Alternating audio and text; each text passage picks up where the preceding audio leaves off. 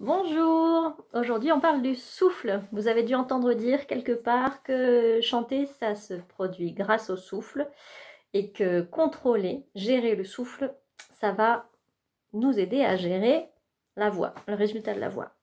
En préambule, j'aimerais dire que tout est ok et que chacun peut choisir la manière dont il a envie de chanter. Je m'explique. Il y a des techniques qui existent, qui nous permettent de choisir un peu ce qu'on fait, mais on n'est pas tenu d'utiliser ces techniques. Si vous faites de la pâtisserie, vous avez le droit de faire un gâteau qui ressemble à rien, mais qui est super bon. Si vous faites de la musique, vous avez le droit de ne pas utiliser de technique du tout, et quand même de chanter et de dire tout ce que vous avez à dire et de transmettre toutes les émotions que vous avez à transmettre. Voilà. J'aime bien le redire parce que, surtout dans notre société où on entend à longueur de journée de la musique professionnelle, et non seulement elle est professionnelle, mais en plus elle est retouchée, remasterisée, et bien on a tellement ça dans les oreilles qu'on a une petite tendance à oublier que à la base, la musique, elle ne ressemble pas à ça quand elle est produite par des humains normaux au quotidien, qui n'ont pas des années de technique derrière eux, ni de machines pour ajuster les hauteurs, arrondir les angles et tout ça et tout ça. Voilà. Donc ça, c'était mon petit préambule. Vous avez le droit de chanter comme vous avez envie de chanter. Après, si vous le souhaitez, vous pouvez développer votre technique vocale. Et donc là, on va s'intéresser du coup à comment on souffle, comment on gère ce souffle. Alors, moi, j'ai mis très longtemps avant de cerner un peu tout ce que mes profs essayaient de me dire. Il y avait plein de notions un peu dans tous les sens. J'avais des super profs, hein, mais j'ai mis longtemps à comprendre. Hein. C'est pas contre mes profs. Et du coup, maintenant que j'ai une idée un petit peu plus claire, j'ai envie de partager ça avec vous. On va prendre l'exemple de chocolat fondu. Parce que le souffle, c'est un fluide, l'air c'est un fluide, et eh bien, le chocolat fondu c'est aussi un fluide. Et donc, j'ai envie de prendre cette image parce que moi, elle m'aide, et puis j'aime bien le chocolat.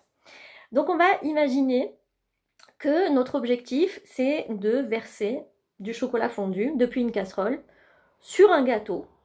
Et donc, comme on a décidé qu'on voulait quelque chose d'un petit peu soigné, et pas faire comme ça vient, on a décidé d'avoir un petit peu de technique et de contrôler un peu à quoi ça va ressembler, et ben on va pas juste faire chlouf, comme ça, même si ce serait bon quand même, hein, mais on va chercher à avoir un débit régulier. Ok, bon, imaginez que vous voulez écrire joyeux anniversaire sur votre gâteau avec une casserole remplie de chocolat fondu.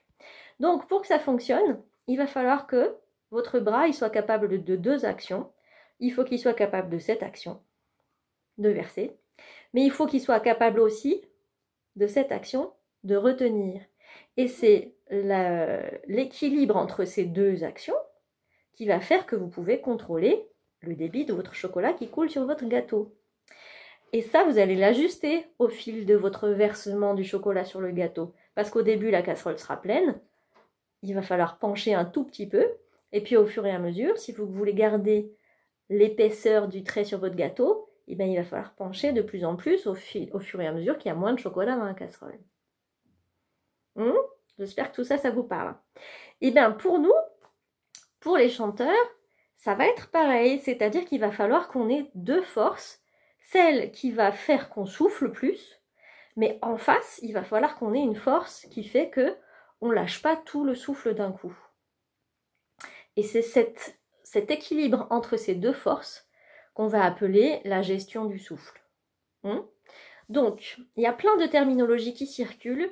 Moi, j'utilise deux mots qui sont l'appui et le soutien. Et je crois bien qu'il y a des gens qui le font dans l'autre sens. Donc, voilà, vous regarderez ce que disent les autres. En tout cas, moi, ce que j'appelle l'appui, c'est la force qui va nous faire pousser l'air vers l'extérieur. Et ce que j'appelle le soutien, c'est la force qui va nous faire pas garder l'air à l'intérieur, mais en tout cas freiner la sortie de l'air. Ok ? Et donc pour ça, on va avoir deux ensembles de muscles qui sont vraiment séparés et qui sont complémentaires. Il y a l'ensemble de muscles qui va nous permettre d'expirer. Et ça, si vous voulez sentir, il y a un truc très simple à faire. Vous fermez la bouche sur un F. Quand vous dites un F, là, vous en êtes peut-être pas conscient, mais là, votre lèvre inférieure va aller toucher vos dents supérieures. Et avec cet appui entre les lèvres et les dents, on ferme le bout du tuyau de notre souffle. Ça y est, vous en avez conscience. Hein. Là, je l'ai presque fermé. C'est pas complètement fermé puisque je peux souffler, mais en tout cas, ça freine énormément la sortie de l'air. Ce qui fait que si je veux quand même que l'air sorte, et si je veux entendre ce F, je vais être obligée d'aller appuyer à l'intérieur. Ok, vous pouvez le faire là maintenant, c'est rigolo. Si vous soufflez sur un grand F, alors on parle d'un F dynamique, hein, pas juste, ok, pas juste un soupir avec un petit frottement de l'air là, hein, mais un F vraiment dynamique. Là, vous allez sentir quelque chose qui se passe dans votre ventre, vos muscles abdominaux qui vont se mettre en marche, ok.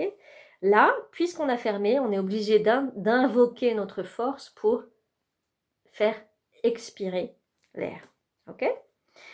Donc, si on n'utilise que cette force-là, quand on chante, eh bien, au bout d'une demi-seconde, on n'a plus d'air, on a juste vidé. On a pris notre casserole de chocolat et on a fait chouf, avec vigueur. Chouf. Ça doit être super joli et ça va être très très bon. Mais on ne pourra pas faire notre dessin. Donc, les muscles d'en face, ceux qui font qu'on retient le chocolat, pour pas qu'il coule d'un coup, ce sera les mêmes muscles que ceux qui nous font inspirer. Donc là, je vous laisserai aller regarder, il y a plein de choses qui expliquent comment fonctionne la respiration, quels muscles sont impliqués dans l'acte d'inspirer et d'expirer. En tout cas, vous verrez, vous allez trouver des choses sur le diaphragme notamment, et puis les côtes qui s'écartent. Et donc, pour gérer la sortie de notre air, on va aussi utiliser ces muscles inspirateurs même pendant l'expiration. C'est-à-dire que mon diaphragme qui descend quand j'inspire et mes côtes qui s'écartent quand j'inspire, au lieu de les relâcher au moment de l'expiration, je vais les maintenir actifs pendant un certain temps et je les tiens pas parce qu'il faut que j'expire quand même, donc je reste pas en apnée une fois que j'ai pris tout mon air, je vais me laisser expirer progressivement, mais avec ces muscles-là, des côtes et du diaphragme qui poussent vers le bas, avec ces muscles-là, je vais ralentir la sortie de l'air. Ok? Donc ça, c'est nos deux forces opposées. Et bien sûr, à chaque instant de mon expiration et de ma phonation, de ma phrase chantée, il va falloir que j'ajuste le rapport entre ces deux forces.